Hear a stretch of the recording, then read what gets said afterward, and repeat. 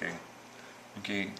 Here we are setting up our laptop to communicate with, to find out the IP addresses of two different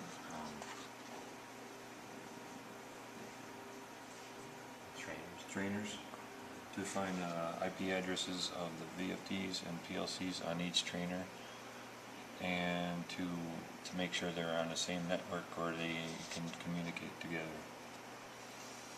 And the first thing we did was connect the PLC to the first trainer to the back of the computer, and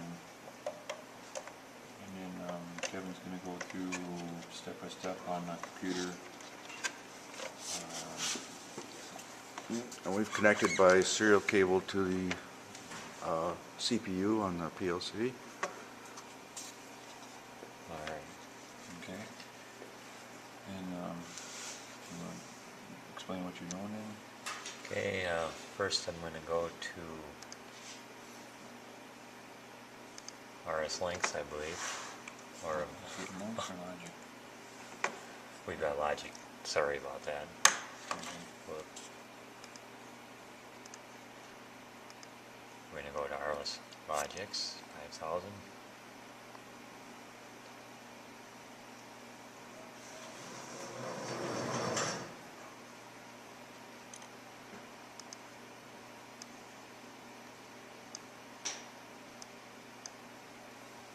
And go to Communications, go online.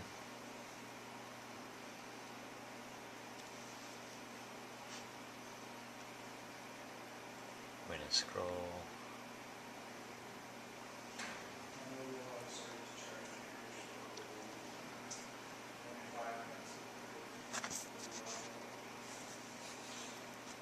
We're going to wait for the hourglass. We're going to upload the program, I believe. We got that in there?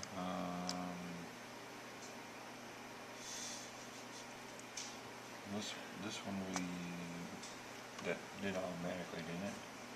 Yeah, see. Okay. Notation.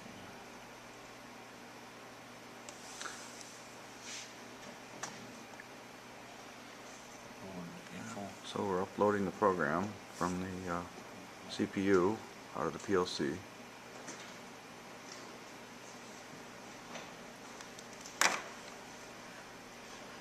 Alright, now we're going to go down the tree on the left side. We're going to find our Ethernet card, highlight it, right click on that, select Properties. On the property screen, go to Port Configuration.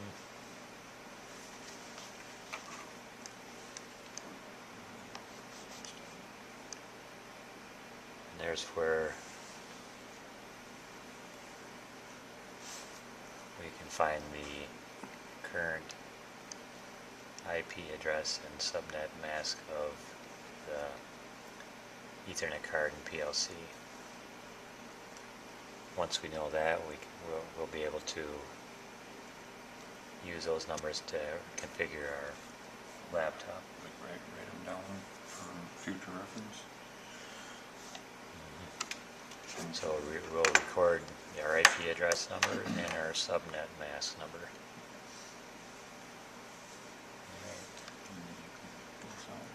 We'll close that. And we'll close out of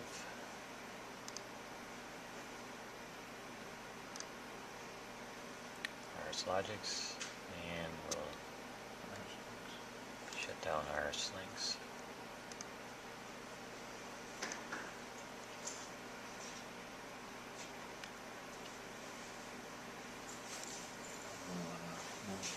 The Mac serial port. And pause. Pause it. Next thing we're going to do is set up our laptop to communicate with our controller by changing the IP address on it so that it's in the same range as what our controller is in. To do that, we'll push start. connect to, show all connections, choose our local area connection, left click on it, then right click, choose properties, scroll down to the Internet Protocol, TCP/IP, highlight that, then we'll select properties. Currently our IP address is 192.168.200.6, but we need to change that to something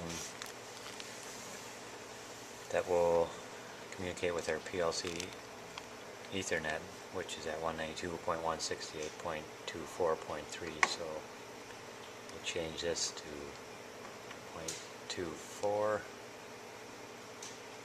and we'll pick 1 for our laptop. We also need to change our subnet mask number to the subnet mask of the Ethernet card, which will make it 248. Once we verify that those are correct, hit OK and close. And close that window. Now our laptop should be set up to communicate with through Ethernet to our Ethernet module on our trainer. The next step we're going to do is set up our RS links to the drivers and RS links to communicate with our controllers. We've connected our Ethernet cables from our laptop to the Ethernet card on our trainer. So go to Start, open up RS links.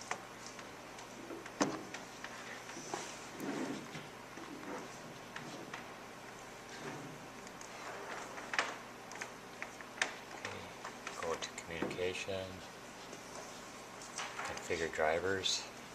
We want to add a new Ethernet IP driver.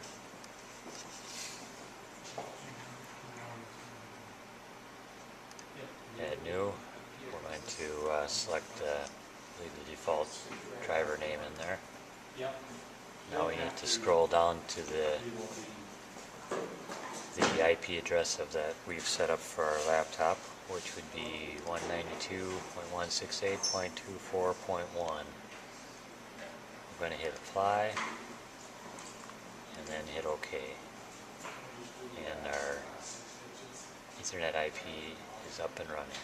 We can close that, and we should be able to go into RSWho, go on our Ethernet, and here we've got our Ethernet card as well as our PowerFlex drive. So now we also have our IP address for our PowerFlex 192.168.24.5, and our Ethernet module is 192.168.24.3.